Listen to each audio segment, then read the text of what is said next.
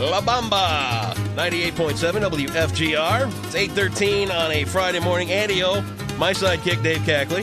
Yes. Who is here and ready to entertain the masses. And there's a special guest in the studio today. Let me give you a little back history on our guest here. Okay. Not only is she phenomenal over on the Big Andy Wren Experience next door with everything going on at the Van Andel Arena, she's the marketing director of the Van Andel Arena and of Voss Place. And if that's not enough for you, she is the person that gave me my into radio back in 1989. Wow. Lynne Ike is here. Lynne, how are you, Lynn? Good morning. I'm doing great, and it's so nice to see you in Grand Rapids. I'm so excited. Don't get me wrong. I love Muskegon. Well, I know you do. I do. I love it here. I don't see you ever turning your back on Muskegon. This is where I started, and you had a major role in getting me going. And Lynn, I'm sorry to have to bogart this interview, Yeah, but please do. I've got to know. And just so you know, just let me say this before you ask your question. I told Lynn off the air to answer everything he asks 100% honestly. First of all, what were you thinking hiring this man? This young man, the age of 17. 19. 17, 8. You don't even know how old you were. It was 1989. It was 1989. You know he got held. You know he flunked 7th grade, right? He flunked 7th grade. So you hid that. So so already you're interviewing a liar. You don't, unbeknownst to you, for a job as an intern at a radio station, which, as we all know, that's a big time job. That's big bucks. You're talking. That's that is. You get paid. I mean, astronomical sums of money to be a radio intern. So what qualifications did he actually have to hand out CDs at broadcast remotes? I didn't even allow him to do that. No, he was a very enthusiastic young man, and crazy. So what you're saying is he was a crazy kid. Well, I had to tell him every once in a while, stay out of the studio. You are driving them crazy. You are working for me, not Rick Beckett. I don't remember that. I don't recall that. Oh, no, not at all. So he annoyed Rick Beckett then. That's his first. He starts in and he immediately annoys one of the big shots in Grand Rapids radio. Well, that was back in the days when you had carts and all these different things, and you had to do. It wasn't like a computer just pulling everything up. A cart is a tape, so people know. Like an 8-track tape. Yeah, like an 8-track tape. Yeah. And he'd go in there, and he'd just be so excited about everything.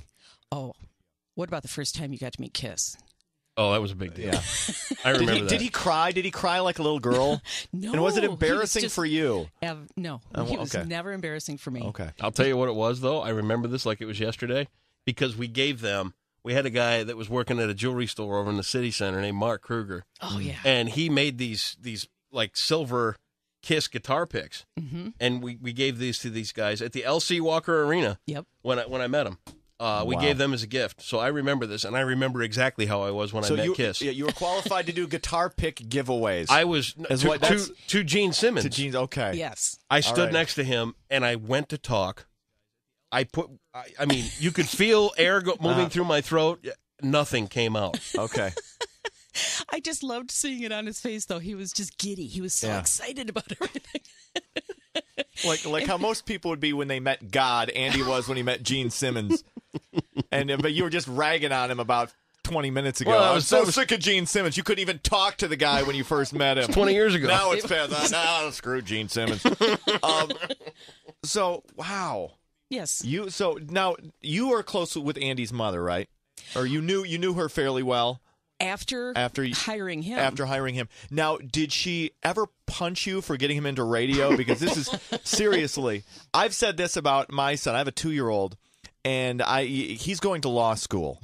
I've already decided his career path. He can go to law school or he can go to medical school. He cannot go into radio or broadcasting of any sort. There will be none of that. So did you take any flack from his mother for getting him into this business in the first place? What I think she was happy that he had some direction.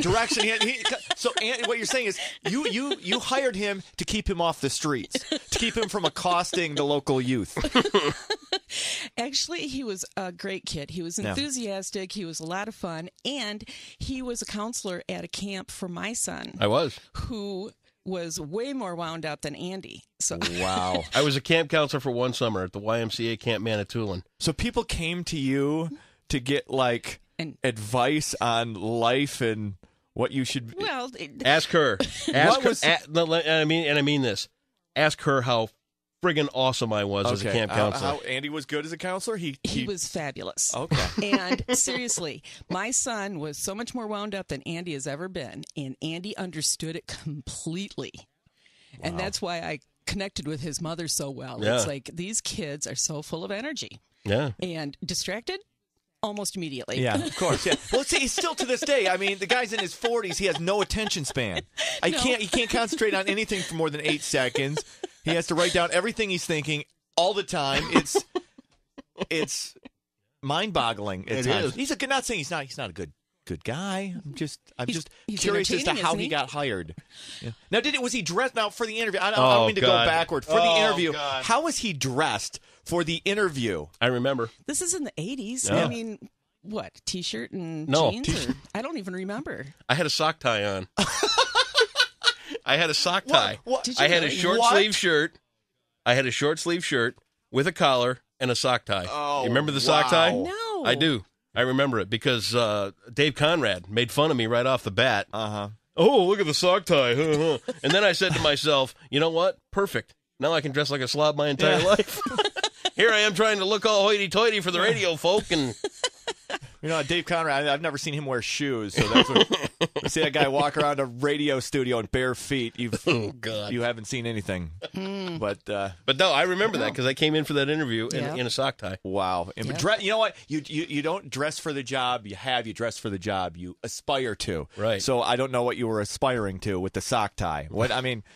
Seriously, who? That's all I had. I'm from Sparta, man. I'm lucky I had that. I was like, jeepers. I don't even know what a sock tie is. I don't remember. Oh, you don't? It looked like a sock. Yeah, and you tied it around your neck. It was what it looked. It was what it looked like. Wow. Oh man. Yeah. This has been very enlightening and engaging. Let me ask her a couple of questions. When I came in, and I was just this green behind the gills intern kid, and fresh off the street, overeager on everything. Mm-hmm. Did you think I'd stick? Did you think I'd make it? No. So you thought he would be a colossal failure, really? And that's why you. No, this is interesting. No, seriously. No. I think that every kid needs an opportunity to find their niche. Yep. And I am all about keeping kids in school, making sure that they learn and find employment. And if I could do that, when I was at KLQ, I bet I had over 200 interns. Yep. Some of them made it, some of them didn't. Yep. It just depends on how you persevere and how determined you are. This kid was determined. Yeah. But he was determined, but be honest, you thought he was eventually going to have to be cared for by the state. That's what you thought. In your mind, it's like, yeah, he's a nice kid. He's trying hard, but this is not going to happen. I knew that his mom and dad had a very nice place in the basement where he where he would be more than welcome to stay. As long as he wanted. As long as he needed to, before once again, society had to step in and take you to a different place. You know what's really funny? What? The girl that I was dating back at the time, she's on Facebook right now, and she says, I remember that interview. She goes, I remember your tie. How about the haircut? You don't have anything to say about that back then? Oh, did you ever see the mullet? I've seen the mullet. If you ever go to, I don't know, there's a website called mulletsgalore.com. How your haircut is not on there because it was the quintessential late 80s he even had coif. perm. I look good. It was Shut up about the perm. Was that a natural? I gotta ask you. Seriously, I said you could say whatever you wanted except the perm. Was that a natural curl, or did you actually use a curling iron or get it done? You got it done, didn't you? Listen, listen, concealer. Okay, look. I forgot to wear my concealer this morning. Listen, L'Oreal. I'm sorry. I thought I could say anything. That's all right. You can. It was an entertaining time in our life, though. I mean, we were hanging out with kids with purple hair at the time. So, the perm wasn't all that bad. It's 24 years now. 24, Amazing. 25 years. Can you believe that? Oh, I can. It's been a long time. And downtown's changed tremendously. Oh, yeah. Big time. But I'll wrap this up by saying the same thing that I say to everybody from those years, and that's thank you. I mean, I know I was overeager, and I know I was a constant pain in the ass, but that's not changed at all. There were so many people that stuck with me, including Lynn, Carol, who just started working here at Town Square last week.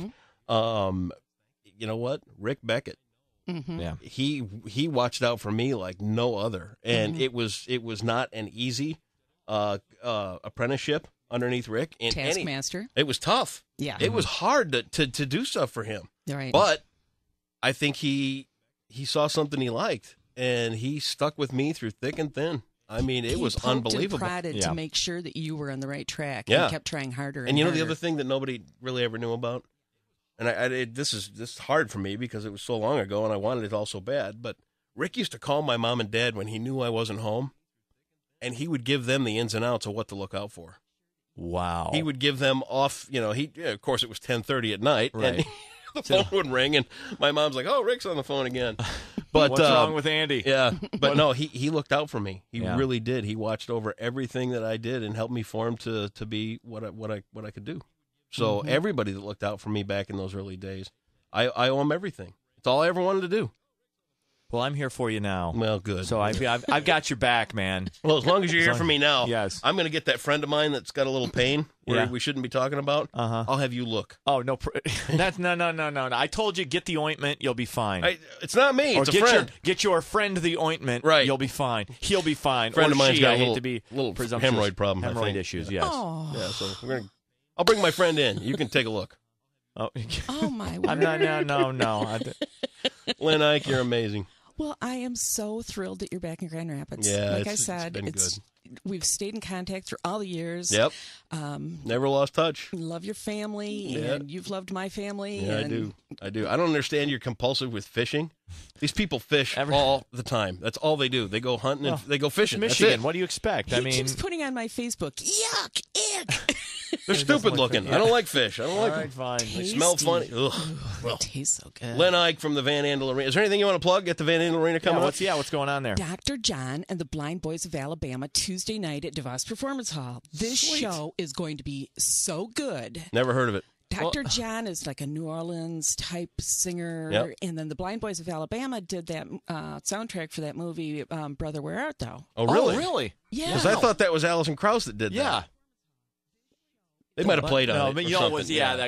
could have been. They probably had both. But Probably. These are the gospel singers. And I saw them open for Peter Gabriel at the Palace years ago. Wow. Really? They're really good. All right. And it's just going to be such a great show. It's Tuesday night, 7:30, DeVos Performance Hall, and I am going to be there. Of course you All right. So everybody get tickets and go. That's yes, right. please. And if there's anything we can do for you, Yeah. you let us know and we'll take care of it. I'll be here every Friday if you'd like. All Perfect. right, hey. Nope. Excellent. We're going to learn more about Andy and More than you ever wanted to know. I think Thank you both. It's 826, 98.7 WFGR.